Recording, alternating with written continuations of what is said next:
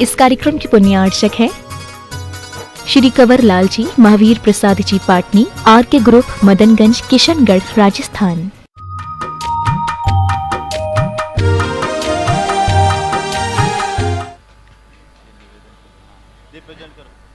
श्रीमान संतोष सिंह जी, कुंडलपुर सिद्ध क्षेत्र कमेटी, वे आए श्री प्रचार के पूज्य मनीश्री का आशीर्वाद प्राप्त करें और आज की मांगलिक क्रिया के अंतर्गत चित्त नाम रिप्रेजेंट का कार्यक्रम जी। और आइए इसी क्रम में विद्यासागर विश्ववंद श्रवणो भक्त्या सदा संस्तवे सर्वोच्चम्यमिनं विनम्र परमो सर्वार्थ सिद्धि प्रदं ज्ञान ध्यान तपो विरक्त मुनिपो विश्वस्य विश्वाश्रयं साकारं त्रमिणं विशाल हृदयो सत्यं शिवं सुंदरं विद्या गुरु वंदनो। और आइए मैं पुनः आमंत्रित करूंगा हमारे सम्माननीय मांगलिक क्रिया पुण्याजक परिवार श्रीमान तारा धर्मचंद जी और संतोष जी सिंघई, वे आए परम पूज्य मुनिवर के कर कमलों में शास्त्र भेंट करने का कार्यक्रम संपन्न करें। आइए दोनों परिवार यहाँ पर आएंगे और इनके साथ आएंगे श्रीमान ज्ञानेंद्र ममता जी जैन, मरुधर ग्रामीण bank chairman, Jodhpur, Gunayatan trustee, ये आएंगी। ये भी परम पूज्य, देखिए मैं जिनको आमंत्रित करूंगा वही आएंगे। व्यवस्था बना हुई है पुजारी जी, कोई भी ऊपर ना है, ऐसी व्यवस्था कर लें आप। ज्ञानंद जी आ जावे।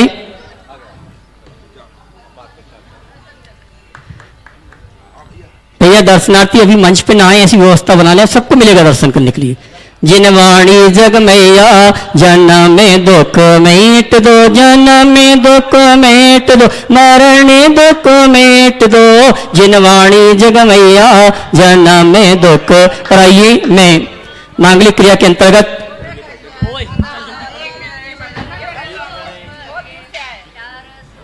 श्रीमान धर्मचंद जी जैन और संतोष सिंह जी पाद प्रक्षालन विधि का कार्यक्रम संपन्न कर रहे हैं। ज्ञानेंद्र ममता जी जैन ये भी ये सौभाग्य प्राप्त कर रहे हैं। बंधु पाद प्रक्षालन की विधि का कार्यक्रम संपन्न चल रहा है। गुणायतन से जुड़ने वाले उन परिवारों के नामों की घोषणा कर रहा हूं जिन्होंने परम पूज्य मुनिवर के आशीर्वाद से प्रेरणा प्राप्त की और गुणायतन से जुड़ने का सौभाग्य प्राप्त किया।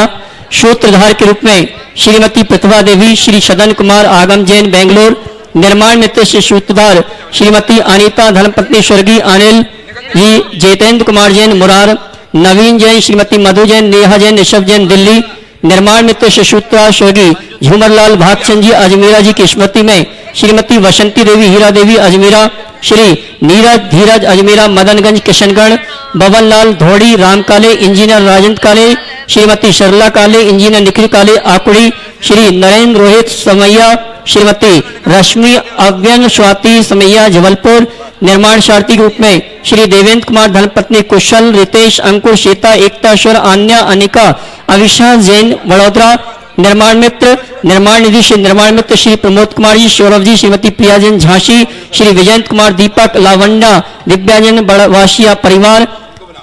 और आइए मैं सम्मान सहित आमंत्रित करूंगा श्रीफल चाह के आशीर्वाद के लिए पाद प्रक्षालन करने के लिए श्री अशोक जी सराफ ट्रस्टी गुणायतन भोपाल सपरिवार, ये आएंगे।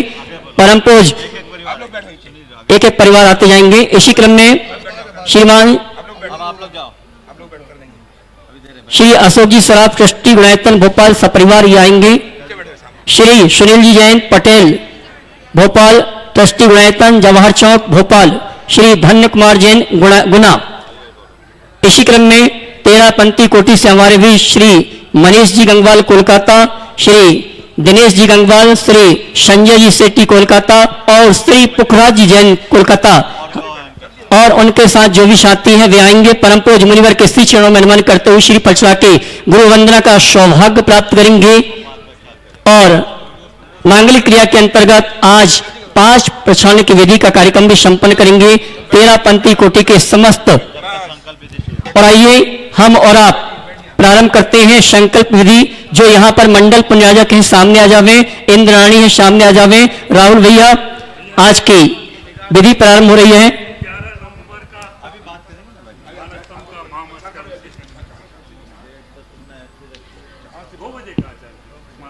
हमारे मंडल पुण्याजक और सामान्य इंद्रनाणी यहाँ पर उपस्थित हुए हैं और जिनवाणी चैनल के माध्यम से जो घर में बैठ के मंडल पुण्याजक सामान्य इंद्रनाणी और यहाँ के अनुष्ठान के साथ जिनालय में घर में बैठ के जो अनुष्ठान करना चाहते हैं, किसी प्रकार का शोष सूतक आपके जीवन में आए और उसका दोष न लगे, उसके लिए संकल्प विधि यहाँ पर प्रारंभ कर रहे हैं। यहाँ से जो विधि बताई जाएगी उसी विधि के अनुसार आप काम करेंगे, तैयार हो जाएंगे। जिनवाणी चैनल के माध्यम से जो घर में बैठ के संकल्प विधि प्रारंभ कर रहे हैं, यहाँ पर जो उपस्थित हैं सभी अपने हाथों की अंजलि में जल ले लें, हाथों की अंजलि में जल लें। ओम ह्रीम अमृते अमृतोद्भवे अमृत वर्षिणमतम शवय शवय सम सम क्लीम क्लीम ब्रूम ब्रूम धाम धाम द्रीम द्रीम धव धवय शम हम झीम छीम हम शा स्वाहा। चंदन लगाएंगे, चंदन लगाइए। ओम ह्राम ह्रीम ह्रूम ह्रमरस्यौस्तनवा मम यजमान शरवां शुद्धेत्वा नव तिलकम करोम्यौम। चंदन लगाने के बाद हाथों में सीधे हाथों की कलाई में रक्षा सूत्र बांधेंगे, रक्षा सूत्र बांधेंगे। जिनेन्द्र पूजनम श्रुतवचः सदा धारणम स्वशीलियम रक्षणम ददन सत्तपोवर्णम इति प्रतिष्ठित क्रिया निरतिचारमास्मे तत्प्रतन कर्मणि विहित रक्षिका वंदनम। सभी जिनवाणी चैनल के माध्यम से जो इस विधि को कर रहे हैं, सीधे हाथ की कलाई में रक्षा सूत्र बांधेंगे। मैं मंत्र बोलूंगा, ओम ह्रीम पंचवर्ण सूत्रेण करे रक्षा वंदनम करोमि एतद समृद्धिरस्तो स्वाहा। चलिए रक्षा सूत्र आप बांध लीजिए। अब आपके हाथों में हमने सूचना दी थी हल्दी गांठ सुपारी, वो हाथों में ले लें, अर्घ हाथों में ले लें और यहां से जो संकल्प आपको दिलाया जाएगा उस संकल्प को आप दोहराएंगे।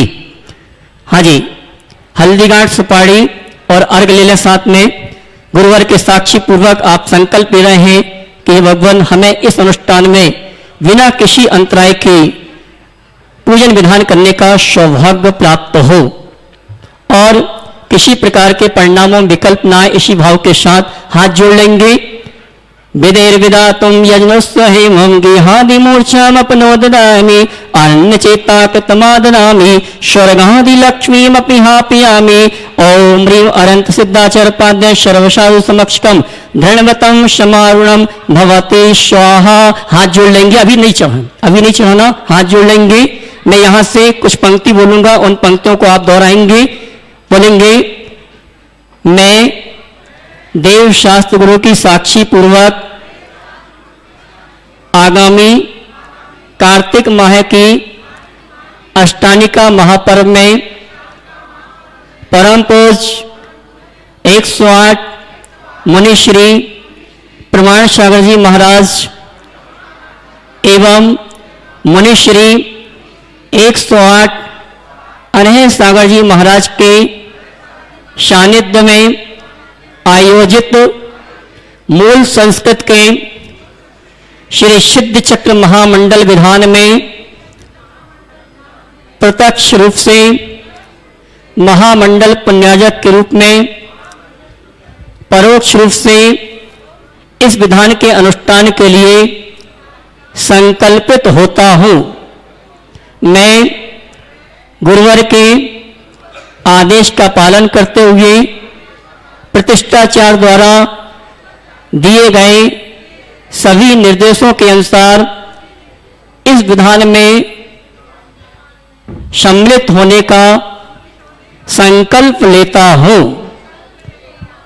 वही चढ़ा देंगे, गुरुवार को नमन करेंगे और 9 बार नमोकार की जाप देंगे। जिनवाणी चैनल के माध्यम से जिन्होंने घर में यह अनुष्ठान किया है संकल्प विधि का, वो भी वहीं पर टेबल में समर्पित कर देंगे और इसके पश्चात इस श्रीफल या सुपारी को मंदिर में समर्पित करेंगे। 9 बार नमोकार की जाप देंगे। आइए आज हमने विधिवत संकल्प विधि प्रारंभ की। जो शेष मंडल पुण्याजक इंद्रनाड़ी रह गए हैं उन्हें यह संकल्प विधि हम कल इसी समय प्रारंभ करेंगे। वो सौभाग्यशाली परिवार है जिन्होंने मंडल पुण्याजक के रूप में पूरे परिवार के साथ इस अनुष्ठान में सम्मिलित होने का सौभाग्य प्राप्त किया, सामान्य इंद्रनाणी के रूप में सम्मिलित होने का सौभाग्य प्राप्त किया। लेकिन जिन्हें सौभाग्य नहीं मिल पाया है उनके सौभाग्य का एक पल और आया है। अगर आप चाहते हैं कि यहाँ पर जो मंडल पुण्याजक इंद्रनाणी है, सामान्य इंद्रनाणी है, उनके लिए आप द्रव्य सामग्री देना चाहते हैं, त्यागी व्यक्ति भोजन व्यवस्था में सहयोग प्रदान करना चाहते हैं, इंद्रनाणी की भोजन व्यवस्था में सहयोग प्रदान करना चाहते हैं, तो प्रमाणिक जिनवाणी चैनल और पारस चैनल में जो नंबर चल रहे हैं उन नंबरों में संपर्क करके आप पुण्यार्जक बनने का सौभाग्य प्राप्त कर सकते हैं। एक दिन के सामान्य इंद्रनाणी की भोजन की व्यवस्था रखी गई है 1,51,000 रुपए की। एक दिन की द्रव्य सामग्री के लिए राशि निश्चित की गई है 1,51,000 और त्यागी वृत्ति भोजन व्यवस्था के लिए राशि निश्चित की गई है मात्र 51,000 रुपए की। और इसके अलावा भी जो सहयोग इस अनुष्ठान के माध्यम से गुणायतन के विकास में देना चाहते हैं, आप अपने नाम प्रेषित करके ये सौभाग्य प्राप्त कर सकते हैं। और आज मांगलिक क्रियाओं के साथ साथ संकल्प विधि के प्रारंभ में हमारे पास एक नाम आया है जिन्होंने अपनी ओर से, अपने परिवार की ओर से एक दिन के भोजन, एक दिन की द्रव्य सामग्री के लिए 1,51,000 रुपए की राशि देने की घोषणा की है। हमारे गुणायतन ट्रस्ट के परिवार के शाणम निवासी श्रीमान महावीर प्रसाद जी, संजय कुमार जी, विनोद कुमार जी, शेट्टी परिवार, जिन्होंने एक दिन की द्रव्य सामग्री के लिए अपनी ओर से, अपने परिवार की ओर से 1,51,000 रुपए की राशि देने की घोषणा की है। जोरदार ताली बजाकर उनकी अनुमोदना करें। और जिनके भाव बनते हैं जिनवाणी चैनल के माध्यम से जो इस सूचना को सुन रहे हैं, इस कार्यक्रम को देख रहे हैं, अगर आपके भाव बने हैं, अभी तक आपने इस अनुष्ठान में सम्मिलित होने का सौभाग्य प्राप्त नहीं किया है, तो जो सम्मिलित हो रहे हैं उनके द्रव्य सामग्री, भोजन व्यवस्था, शोध के भोजन की व्यवस्था में सहयोग प्रदान करके आप भी घर बैठे साथी से पुण्य का संचय कर सकते हैं। आइए और मैं सम्मान से आमंत्रित करूंगा 13 पंथी कोटि मधुबन से श्रीमान गंगवाल जी, वे आएंगे। मनीष जी गंगवाल सभी एक साथ आ जावे और अपना निवेदन परम पूज्य मुनिवर के समक्ष रखेंगे और जोरदार ताली बजाकर 13 पंथी के इन साथियों का सम्मान करें जिनका हमेशा हमेशा गुणायतन के लिए सहयोग प्राप्त होता रहता है। बोलिए 1008 चंद प्रभु भगवान की जय। गुरु और आचार्य विद्यासागर जी महाराज की जय। मुनि प्रमाण सागर जी महाराज की जय। मुनि हर सागर जी महाराज की जय। जैसा कि बड़े सौभाग्य के बाद इस सिद्धों की धरती पर मानस्तंभ जो 13 पंथी कोठी में विराजमान 41 फुट प्रतिमा, जो 41 फुट मानस्तंभ के ऊपर विराजमान चंदा प्रभु भगवान के महामस्तकाभिषेक 21 साल बाद हो रहा है। 13 पंथी कोठी मधुबन के सभी पदाधिकारी हम लोग मुनि श्री से हाथ जोड़कर विनम्र निवेदन करते हैं कि 11 नवंबर के होने वाले इस ऐतिहासिक कार्यक्रम में आप सह संग विराजमान रहे, यही पूरी कमेटी की भावना है, ऐसा ही आशीर्वाद है। यही कार्य के लिए हम लोग आज आपको श्रीफल चढ़ाए हैं और हमारी मनोकामना पूरी हो, यही भावना के साथ में। 2 बजे हमारा और आइए जिनवाणी चैनल प्रमाणिक के माध्यम से जिस कार्यक्रम को देख और सुन रहे हैं, पूरे भारतवर्ष से जो श्रावक श्राविका उपस्थित हैं, आशीर्वाद चाहिए। और महाराज जी आज आपका वहाँ चरण चाहिए कि आपका साढ़े बिना वहाँ कहीं कहीं महाराज जी, क्योंकि आपका चरण गिरते ही वो हम लोग को आशीर्वाद मिल जाएगा। और आइए आप सभी की ओर से परम पूज्य मुनिवर प्रमाण शाही जी महाराज के श्री चरणों में नमन करेंगे। दोनों हाथ उठा के नमन करेंगे। हे मुनिवर नमोस्तु नमोस्तु नमोस्तु। बोले परम पूज्य मुनि श्री प्रमाण सागर जी आर्य सागर जी महाराज की। सभी लोग अपने दोनों हाथ जोड़ ले और मेरे साथ महामंत्र के स्मरण के लिए अपना मानस तैयार करें।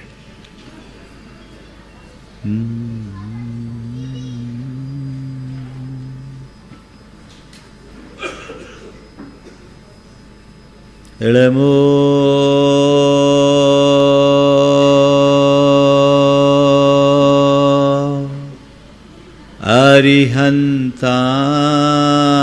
अरिहन्ताणम्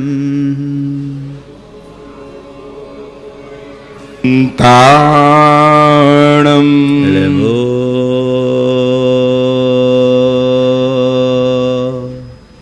सिद्धाणं नमो सिद्धाणं नमो आयर्याणं नमो आयर्याणं नमो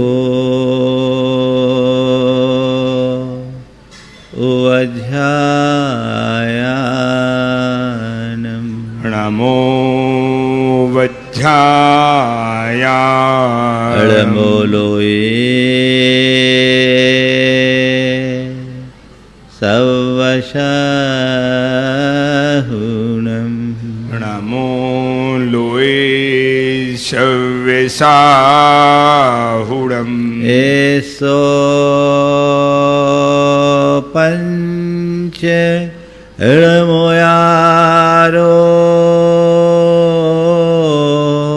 एसो पंचनमो यारो सौवपाव पणाशनो सव्यपावपणाशिनो मंगलाळं च सवेसिं मङ्गलाणं च सव्येसिं पढ़मं हो मंगलम् परमं होय मंगलम। जय बोलो देवादिदेव 1008 श्री भगवान महावीर स्वामी की जय जय जय। अहिंसा परमो धर्म की जय जय जय। परम पूज आचार्य गुरुवर श्री विद्यासागर जी महाराज की जय जय जय। परम पूज्य महामना मुनिराज प्रमाण सागर जी महाराज की। परम पूज्य राय सागर जी महाराज की। गृहस्थ जीवन को सफल और सार्थक बनाने वाले सूत्रों में आचार्य कुंद हमें 5 अनुव्रतों को अंगीकार करने की प्रेरणा देते हैं।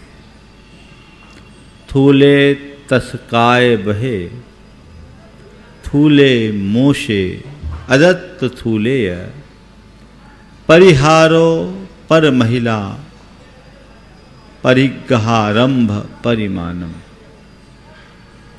इन 5 अनुव्रतों की चर्चा के क्रम में हमने अहिंसानुव्रत, सत्यानुव्रत, आचर्यानुव्रत और ब्रह्मचर्यानुव्रत पर चर्चा की। आज बात है 5वें अनुव्रत की, जिसे आचार्य कुंद ने परिग्रहारंभ परिमाणम के रूप में उल्लिखित किया है।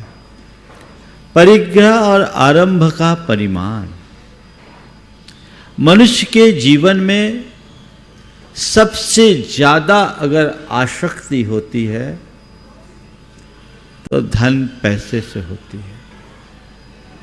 विषयों की आसक्ति से भी प्रगाढ़ आसक्ति धन की आसक्ति दिखती है, क्योंकि विषयों की आसक्ति एक उम्र के बाद मंद हो जाती है और एक उम्र में ही प्रकट होती। खासकर वासना की आसक्ति एक उम्र के बाद शुरू होती है और उम्र ढलने के बाद कम हो जाती है, खत्म भी हो जाती है।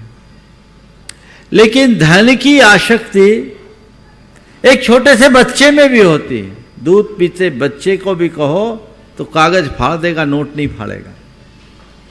और कब्र में पांव लटक जाने तक लालसा बनी रहती, बल्कि बढ़ती है, घटती नहीं। आचार्य कुंद कहते हैं जीवन को सुखी बनाना है तो इसका परिमाण करो। आज कुछ सवाल आपसे करता हूं। आप लोग पैसा कमाते हो कि नहीं कमाते हो? किस लिए कमाते हो?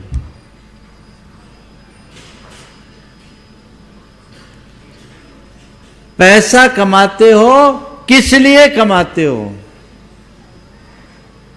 4 सवाल है। क्यों कमाना, कितना कमाना, कैसे कमाना और कब तक कमाना। पहला सवाल, क्यों कमा रहे हो? कमाते रहे हो ना, किस लिए? बोलो मनीष। हाँ, परिवार के लिए। एक बार ऐसा हुआ, एक युवक बड़ा उद्यमी था और कम उम्र में उसने काफी बड़ा विस्तार किया अपने व्यापार का, लेकिन व्यापार इतना बढ़ गया कि परिवार को समय ही नहीं दे पाता था। वो हर हफ्ते में 5 दिन तो बाहर ही रहता, कभी 7 दिन भी हो जाए, लेकिन 2 दिन से ज़्यादा हफ्ते में घर नहीं रह पाता। और उसका काम जंगलों से जुड़ा हुआ था, तो जंगलों में रहता था, बीड़ी पत्ते का काम था, जंगलों में जुड़ा रहता। महीनों महीनों जब बीड़ी पत्ते का सीजन आता तो जंगलों में भी रहना पड़ता। और वो ऐसा बहुधंधी कि कोई भी काम बोल दो तो बढ़ जाए, पैसा बहुत कमाए। एक दिन उसकी धर्मपत्नी ने उसके सामने मुझसे कहा, महाराज जी इनको कुछ समझाइए, ये बस पागल ही बने होते हैं। मैंने उसकी तरफ देखा तो बोला, महाराज जी मैं कुछ नहीं, बस इन्हीं लोगों के लिए करता हूँ। जैसा अभी कहा, परिवार के लिए कमाते हैं। हाँ, मैं कुछ नहीं, मैं तो बस इनके लिए कमा रहा हूँ। तो उसकी पत्नी ने छूटते ही कहा, महाराज हमें इनका पैसा नहीं चाहिए, हमें हमारा पति चाहिए। ये परिवार के लिए कमाने की बात करते हैं, ये पूछो इनके पास परिवार के लिए वक्त है? क्यों कमाते हो? सबसे पहला उद्देश्य कमाने का है जीवन का निर्वाह। कमाई की शुरुआत आदमी जीवन के लिए करता है, जरूरतों की पूर्ति के लिए कमाना है, समझ में आता है। लेकिन कमाना ही तुम्हारी जरूरत हो जाए तो समझ में नहीं आता। क्यों कमाते हो? अपने जीवन की जरूरतों की पूर्ति के लिए। जब तक तुम्हारे जरूरतों की पूर्ति हो रही है तुम कमाओ, मुझे उससे कोई आपत्ति असहमति नहीं है। लेकिन पहले अपने मन को पलट करके देखो कि तुम अपने जरूरत की पूर्ति के लिए कमा रहे हो या केवल कमाने के लिए कमा रहे हो। अपने जरूरतों की पूर्ति के लिए कमा रहे हो या कमाने के लिए कमा रहे हो? और जरूरतों की पूर्ति के लिए कमा रहे हो तो तुम्हारी जरूरतें कितनी हैं? कितनी हैं? हाँ, कोई नहीं है ना। क्या हुआ? एक बार एक सवाल आया मेरे पास शंका समाधान में कि महाराज दुनिया में सब प्रकार के प्राणी हैं, लेकिन ये कैश केवल मनुष्यों के पास क्यों है, बाकी अन्य प्राणियों के पास क्यों नहीं? हमने कहा ऐसा केवल इसलिए कि अन्य प्राणियों के पास केवल पेट है और मनुष्य ने अपने साथ पेटी अटैच किए हुए। मनुष्य ने अपने साथ पेटी अटैच कर रखा है और पेट के साथ पेटी अटैच कर रखने के कारण वो कैश के पीछे पागल है ना। सवाल है कितना, क्यों कमाना? पहला सवाल। जब तक ये कंसेप्ट सही नहीं होगा जीवन आगे नहीं बढ़ सकेगा। हकीकत में अगर कहूं तो आजकल लोग जरूरत के लिए कम कमा रहे हैं, कमाना ही उनकी जरूरत है। एक सज्जन जो बड़े संपन्न, काफी लंबा चौड़ा कारोबार, मैंने कहा भैया आप 70 साल की उम्र हो गई और एक बीमारी भी आ गई है तो थोड़ा सावधान हो जाओ, अपने आप को डाइवर्ट करो। महाराज फिर मैं करूंगा क्या? ये एक समस्या।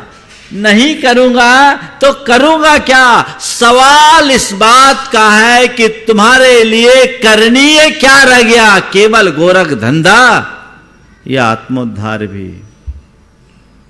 अगर तुम्हारा करणीय केवल गोरख धंधा है तो ये बहुत बड़ी भूल है। इस गोरख धंधे से मुक्त होकर अपने आत्मोद्धार की बात भी सोचो।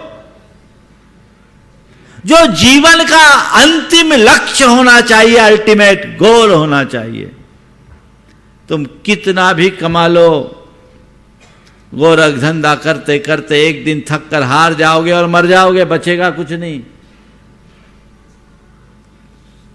अपने लिए जो करने योग्य है वो करो। तुम्हें यह दुर्लभ मनुष्य जीवन मिला है, इसे सार्थक बनाओ, सफल बनाओ। तो क्यों कमाना? अपने मन से पूछो, मैं जीने के लिए कमा रहा हूं या कमाने के लिए जी रहा हूं? जीने के लिए कमा रहा हूं या कमाने के लिए जी रहा हूं? उत्तर अपने से पूछना, दूसरे से नहीं। अगर जीने के लिए कमा रहे हो, कमाओ, लेकिन कमाने के लिए जी रहे हो तो ये बहुत बड़ी बेवकूफ़ी होगी। यानी तुम कुछ नहीं कर रहे हो, एक प्रकार से बधुआ मजदूर बने हुए हो। बधुआ मजदूर क्या करता है? खटता है। खटता क्या? उसे खटना पड़ता है, जी तोड़ खटता है, लेकिन उसका कोई लाभ उसे नहीं मिलता। मिलता है क्या? जिसके लिए खट रहा है वो उसी के लिए अर्पित हो जाता, उसे कुछ भी हासिल नहीं होता। तुम जीने के लिए कमाओगे तो वो तुम्हारे काम आएगा, लेकिन कमाने के लिए जियोगे तो खटोगे, अपने लिए कुछ नहीं कर पाओगे, क्योंकि एक दिन सब छोड़ करके जाओगे। इसलिए क्यों कमाना? क्यों? तो क्यों कमाना, इसका उत्तर क्या है? जीने के लिए कमाना, जरूरत के लिए कमाना। और चलो एक कदम और आगे बढ़ जाता हूं, जरूरत के लिए कमाओ या जरूरतमंदों के लिए कमाओ? क्या करो? जरूरत के लिए कमाओ और जरूरतमंदों के लिए कमाओ। इसके अलावा क्या काम है? हाँ? दान, वो सब जरूरतमंदों में आ जाता है। जरूरत के लिए कमाओ या जरूरतमंदों के लिए कमाओ, इसके अलावा कमाने का कोई उद्देश्य नहीं है। और मैं एक बात कहता हूं, जरूरत के लिए कमाने में कदाचित पाप होगा, पर जरूरतमंदों के लिए कमाओगे तो केवल पुण्य होगा, क्योंकि उसमें तुम्हारा दान होगा, योगदान होगा। तो जरूरत के लिए कमाना पाप है, जरूरतमंदों के लिए कमाना पुण्य है। तुम किसके लिए कर रहे हो? महाराज, ना मैं जरूरत के लिए कर रहा हूं, ना जरूरतमंदों के लिए कर रहा हूं, मैं तो केवल कमाने के लिए कमा रहा हूं। तो उसको क्या कहेंगे हम? जो जरूरत के लिए कमाए वो उसकी व्यवस्था है, जो जरूरतमंदों के लिए कमाए ये उसकी उदारता है, और जो केवल कमाने के लिए कमाए ये उसकी मूर्खता है। तुम किस स्थिति में जी रहे हो? तुम विवश हो, उदार हो या मूर्ख, तय तुम्हें करना है। बात थोड़ी चुभ सी रही होगी। एक दिन एक ने कहा, महाराज आपके सारे प्रवचन बहुत अच्छे लगते हैं, आपके सारे प्रवचन बहुत अच्छे लगते हैं, लेकिन जिस दिन आप पैसों के बारे में बोलते हैं ना तो बड़ा खलबली मचने लगती कि आज तो क्या होगा। ये क्या है? ये तुम्हारी प्रगाढ़ लालसा की अभिव्यक्ति है। तो पहला सवाल, क्यों कमाना? ये आपको खुद में निश्चित करना है। चलिए, जरूरत के लिए कमाएं, परिवार के लिए कमाएं, ठीक है। कितना कमाना, कितना? यहां तो आचार्य कह रहे हैं परिग्रह आरंभ परिमाणम। परिग्रह का परिमाण और आरंभ का परिमाण यानी आपाधापी का परिमाण, भाग दौड़ का परिमाण। बहुत विशेष शब्द को ध्यान में देना है। भाग दौड़, ओवर। सब लोग आजकल तो बिल्कुल दौड़ ही रहे हैं, ठहरने का तो कोई काम ही नहीं है। 24 घंटे एक ही धुन, खाने तक के लिए वक्त नहीं। लोग कहते हैं महाराज हम रोटी के लिए कमाते हैं, पर कमाने में इतने लीन हो जाते हैं कि रोटी के लिए वक्त नहीं जुटा पाते। बोलो, है ना? रोटी के लिए कमाना समझदारी है, समझ में आता है, लेकिन कमाने में इतना मगन हो जाना कि रोटी खाने का ही वक्त ना मिले तो क्या काम? हा? मैंने सुना घनश्याम दास बिड़ला ने उनके परिवार में एक व्यवस्था बना रखी थी कि परिवार के सभी सदस्य एक साथ भोजन किया करते थे। उनके ही परिवार के संभवतः आदित्य बिड़ला 2-4 दिन शाम के भोजन में उपलब्ध नहीं हो पाए। उनसे पूछा गया क्या बात है, आज 3 दिन से तुम भोजन में नहीं आ पा रहे हो समय पर, क्या वजह है? 3 दिन से तुम भोजन में क्यों नहीं आ पा रहे हो? उसने कहा काम ज्यादा है इसलिए नहीं आ पा रहा हूं। उन्होंने उसी दिन उसकी 5 कंपनियों को बसंत बिड़ला के लिए ट्रांसफर कर दिया और कहा तुम्हारे पास काम इतना अधिक है कि खाने के लिए टाइम नहीं है, इसलिए खाने के लिए टाइम निकालो, काम के पीछे परेशान मत हो। ये देखेगा, ये दृष्टिकोण। और तुम अरे ठीक है चलेगा। एक बात बोलूं, जितने पैसे वाले हैं ना उनकी थाली को जाके देख लेना। पैसे वालों की थाली को जाके देख लेना, थाली में कुछ नहीं मिलेगा, लूखे फुलके, उबली लौकी और मूंग के दाल के अलावा नसीब ही नहीं है उनके बेचारे के लिए। रसोईया ने थाली लगाई, सेठ ने थाली देखी तो थाली में रोटी में घी ज्यादा थी। उसने जोर से आवाज लगाई, रोटी में इतनी घी क्यों? रसोईया आया, कहा मालिक माफ करना, भूल से मेरी थाली आ गई, भूल से मेरी थाली आ गई। उसका तो पुण्य ही नहीं है कि भोग पाए। कहां जा रहे हैं? बात समझने की है। संत कहते हैं पैसा कमाना, पर पैसे के पीछे पागल मत होना। एक बात अंतस में अंकित कर लो, धन जीवन के निर्वाह का साधन है, साध्य नहीं। साधन है, साध्य नहीं। तो साधन को साधन की भांति रखो, उसे साध्य मत बनने दो। तो कितना कमाना? कई बार लोग ये भी बोलते हैं महाराज जी आप लोगों का उपदेश सुनेंगे और हम लोग कमाना कम कर देंगे तो फिर ग्रोथ कैसे होगी? हमारे देश की इकोनॉमी का क्या होगा? लोगों का रोजी रोजगार का क्या होगा? मैं आपको एक बात कहता हूं, संपन्नता के लिए निषेध नहीं है और कमाने के लिए भी निषेध नहीं है, पर होश के साथ कमाने का निर्देश है। चक्रवर्ती तो विपुल धन का स्वामी होता है कि नहीं होता है?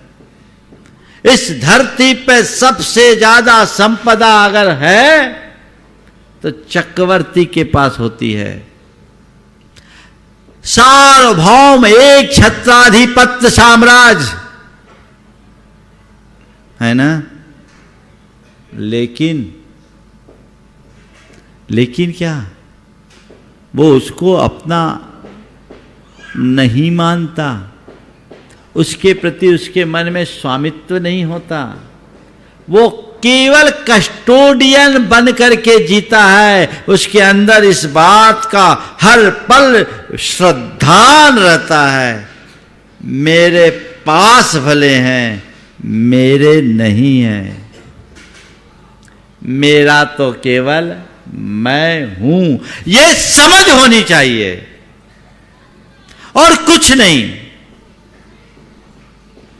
तो कमाओ, जरूरत के लिए कमाओ, जरूरतमंदों के लिए कमाओ, कितना कमाओ जितने में तेरी जरूरतों की पूर्ति हो जाए और जरूरतमंदों की पूर्ति कर सको। जहां जरूरत हो, चाहे वो धर्म के क्षेत्र में हो, चाहे लोक के क्षेत्र में हो, चाहे लौकिक कार्य में हो, चाहे पारमार्थिक कार्य में हो, जो कमा रहा है उसको लगाते जाओ, लगाते जाओ, लगाते जाओ।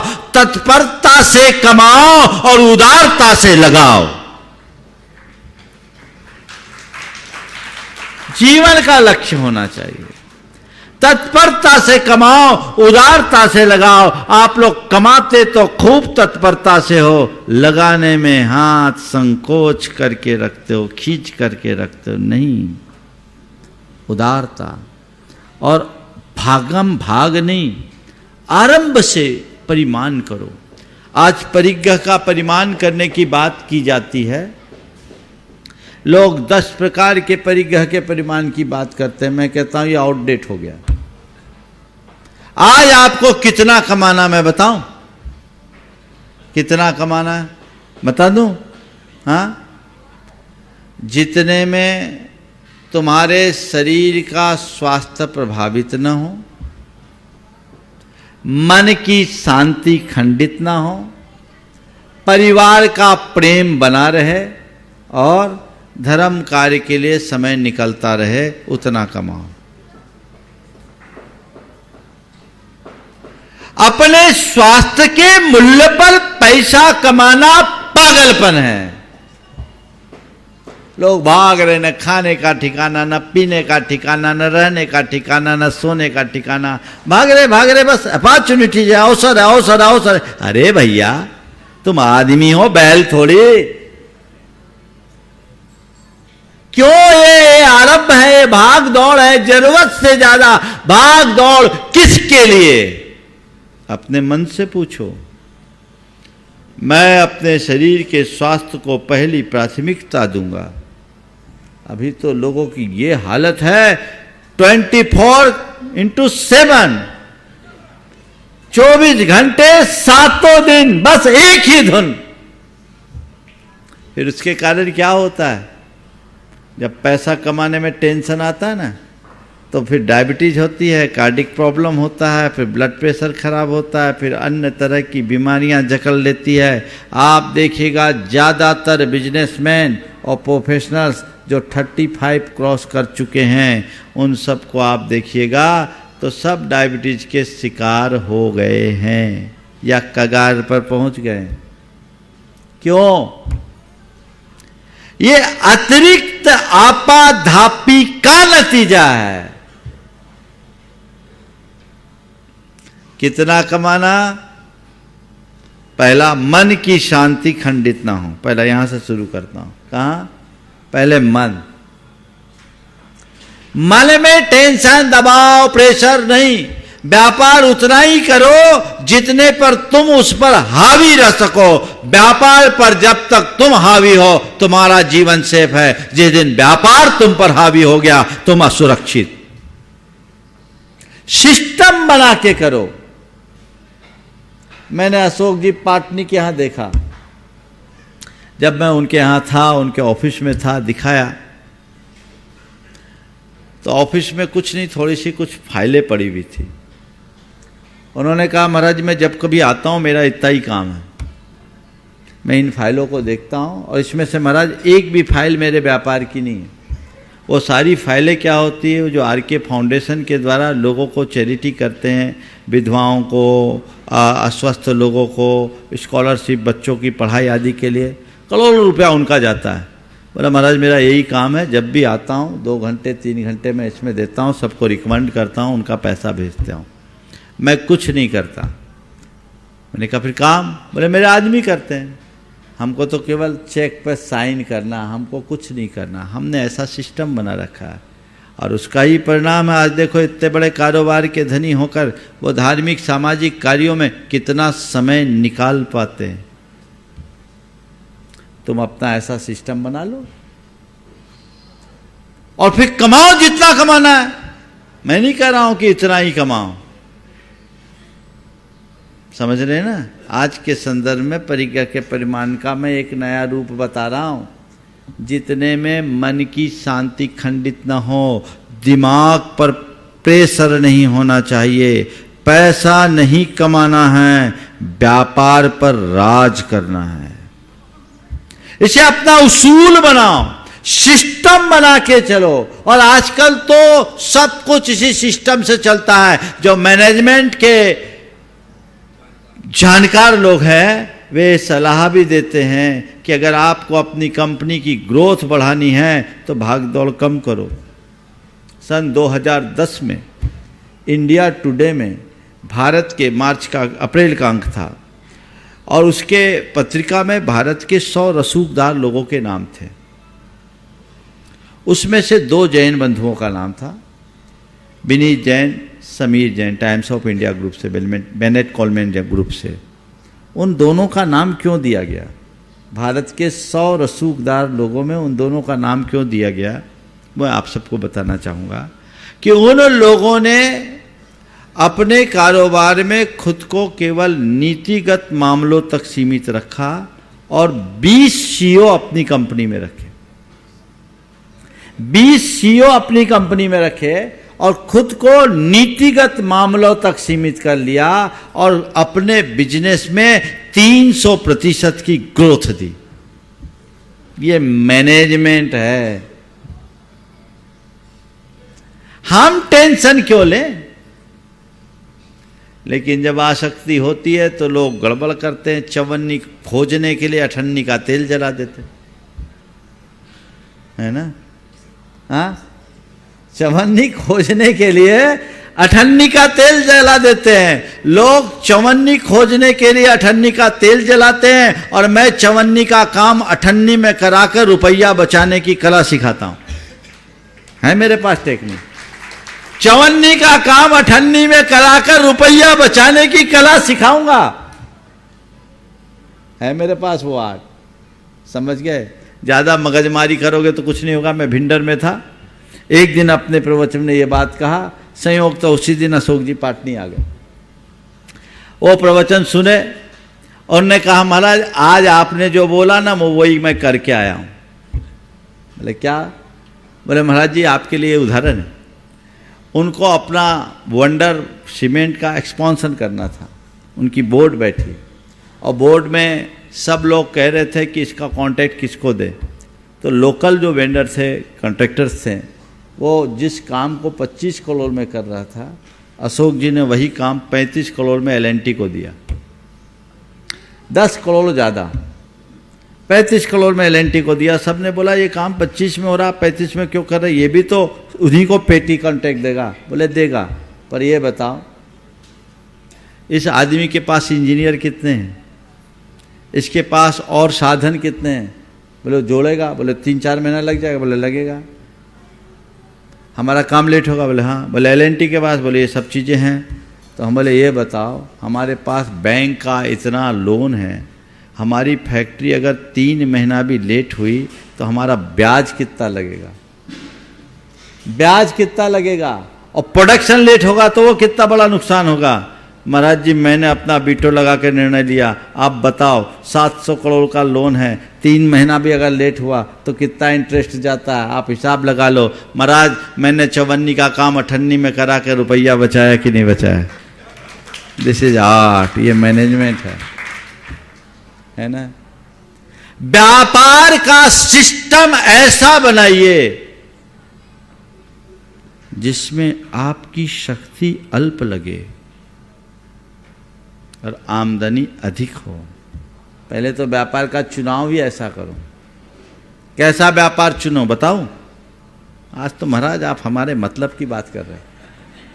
चलो बता देता हूं व्यापार कैसा चुना, जिसमें न्यूनतम हिंसा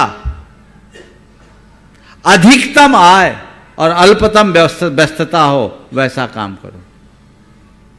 न्यूनतम हिंसा, अधिकतम आय और अल्पतम व्यस्तता, जिसमें इन्वॉल्वमेंट कम हो और इनकम अधिक हो और हिंसा ना हो, वायलेंस ना हो, यह व्यापार चुनना चाहिए।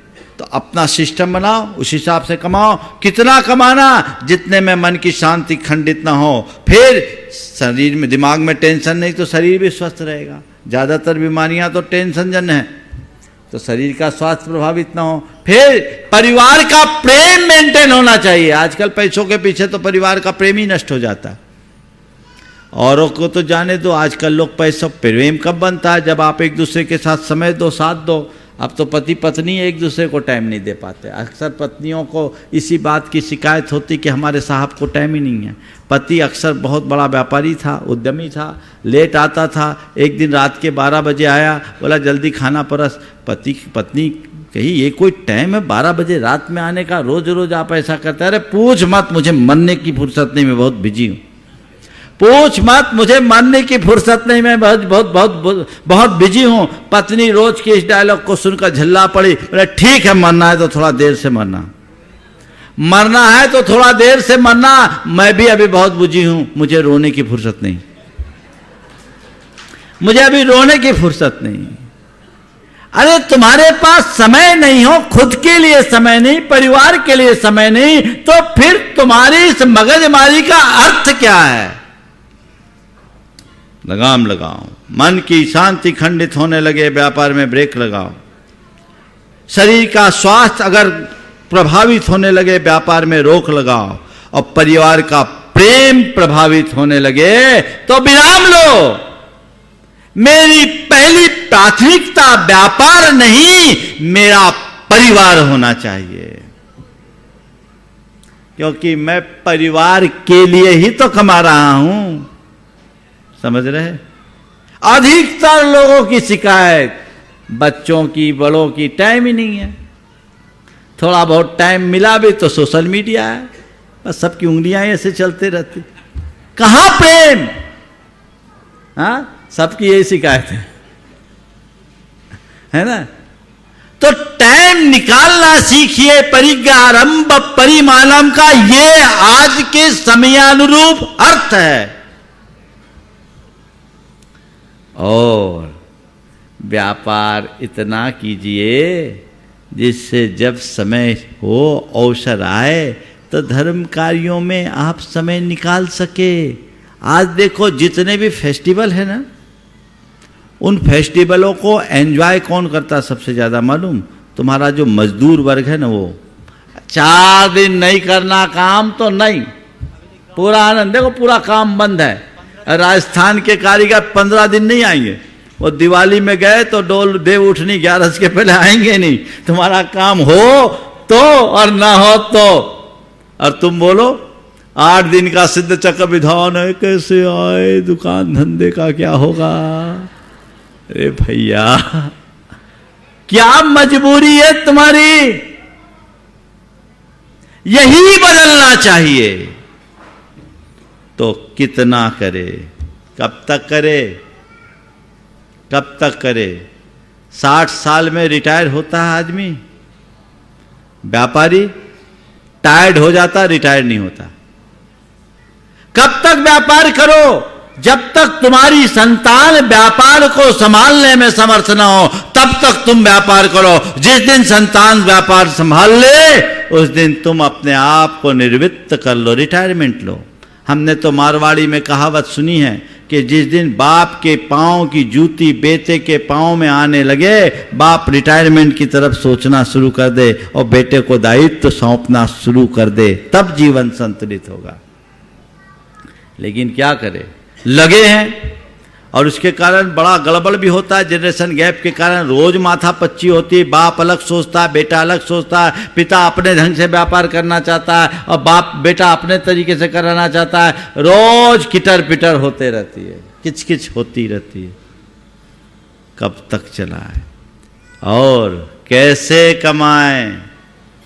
तसल्ली के साथ कमाए, नीति के साथ कमाए, एक सही पॉलिसी अपना करके कमाए, शॉर्ट टर्म नहीं चलाएं। धीरे धीरे आगे बढ़े। समझ गए? एक का एक पैसा कमाने की लालसा मन में मत रखना। एक एक करके 1000 सीढ़ी चढ़ना, एक साथ 100 सीढ़ी चढ़ने की कल्पना कभी मत करना। तो जीवन में आप रस ले पाओगे, जीवन का सार पा पाओगे। तो परिग्रहारंभ परिमाणम, परिग्रह का परिमाण, आरंभ का परिमाण। यदि तुम्हारे पास परिग्रह है भी तो परिग्रह ही मत बनो, संग ही बनो। धन है, मौकाए लुटा दो। भामा शाह के पास धन था, तभी तो उन्होंने राणा प्रताप के लिए सब सौंप दिया। ये राष्ट्र को जरूरत था, जरूरत के लिए उनने अर्पित कर दिया। धन नहीं होता तो क्या करते? तो धनी होना बुरा नहीं है, धन से चिपके रहना बुरा है। धन का संग्रह हो, परिग्रह नहीं। बस ऐसी सोच विकसित कर लो। समझ गए? नदी में बांध क्यों बनाया जाता है? पानी रोकने के लिए कि पानी को रोककर उसे सही जगह पहुंचाने के लिए? हाँ, है ना? बांध बना लिया, पानी रोक लिया और पानी निकाले नहीं तो क्या होगा? विप्लव आ जाएगा और क्या होगा? सब तहस नहस हो जाएगा। तो मैं आपसे कहता हूं, बांध बनाओ, धन जोड़ो, कोई बुराई नहीं। लेकिन जिस रफ्तार से पानी आ रहा है उसी रफ्तार से छोड़ते भी जाओ, नहीं तो डूब जाओगे। इस कार्यक्रम के पुण्यार्चक थे श्री कंवर लाल जी, महावीर प्रसाद जी पाटनी, आर के ग्रुप, मदनगंज, किशनगढ़, राजस्थान।